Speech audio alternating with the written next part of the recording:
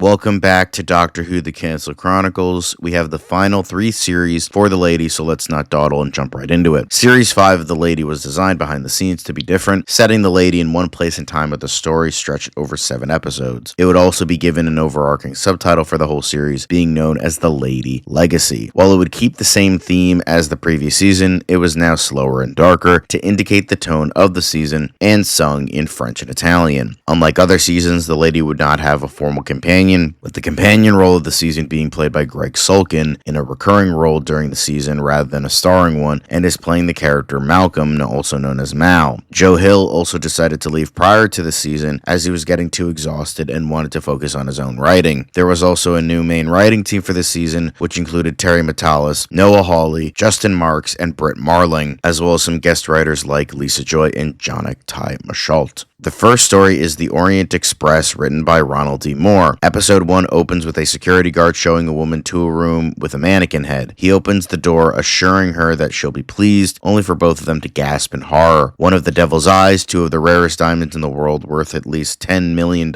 each, has been tampered with. The episode cuts to London, where a security guard sits in an office reading a newspaper with the headline, "Falcon Returns?"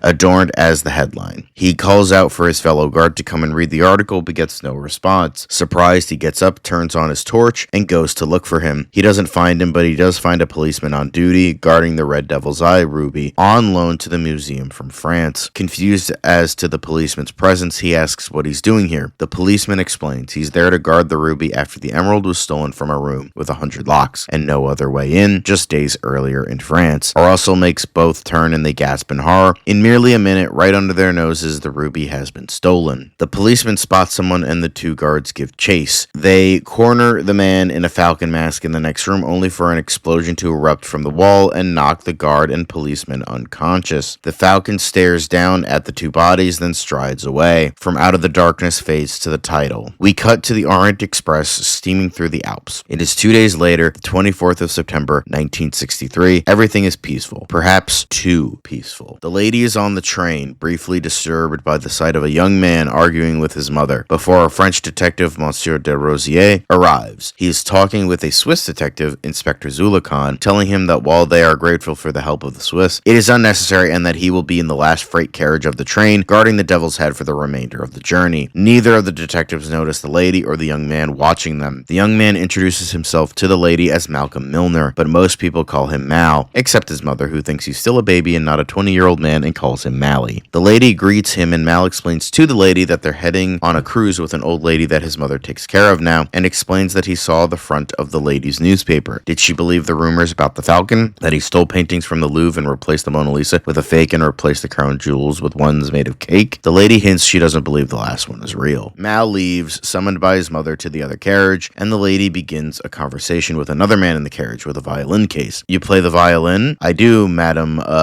Madam? That's correct. I do think violin music touches the soul. That's why I choose to play. Do you play? Not for years. The conversation continues, but we don't hear it. The sound fading out as the train continues on its journey and ticks by. The lady and the guitarist are dragged from their conversation by a man looking for the steward, Professor Alexander Graham, who is anxious and shifty, desperate to get back into his room on the train, having been locked out. The lady knocks on the door of the next carriage, which opens to reveal a butler, asking what she wants. The lady is unable to reply before a booming voice tells the butler to ask if they found my purse. If not, shut the door because the noise of the train is driving me crazy. A lost key and a lost purse. The lady informs Midge to inform the Baroness that she will look for her purse, having a feeling the 2 missing items are related, though she does not voice the latter. She advances onto the next cart, where there is a bar and 2 women. One in her 50s, Mal's mother Mary. The second is so old that it's a surprise that she is still alive. This is Millicent McIntosh, a wealthy woman traveling to a cruise ship to travel to Cairo, like all the other passengers on the train. Rumors speculate she is at least 200 years old. The lady asks about the missing purse, which Millicent hasn't seen. Mary suggests that the lady ask her son Mal, who's in the first cart, having returned there a few minutes ago. He is good at finding things. In the corner of the room is a German doctor, Dr. Bottoms, who informs the lady of his suspicions as to what Monsieur de Rosier is hiding in the room in the freight car, the Emerald. Now the lady's interest is really piqued. Returning to the first car, the lady speaks to Mal, who whispers to her that he saw the guitarist the lady was talking with earlier pick up the Baroness's purse on the platform and hide it in his violin case. Together, the lady and Mal form a plan, which we do not hear. The episode ends with the lady watching the violinist and his case. The second episode is Train Trouble, written by Terry Matalas. The episode continues where the first ended, with the lady and Mal about to institute their plan. Mal raises his voice, commenting that he was sure he saw a big bag of money in the other carriage. When he thinks no one is looking, the violinist gets up and heads to the next compartment, allowing the lady to open his guitar case and retrieve the Baroness's stolen purse and a hairpin to unlock the professor's door. Letting the professor back inside, the professor and the lady discover that someone has been inside the carriage. The window was cleaned at Zurich when the train left, but there are glove marks on the window.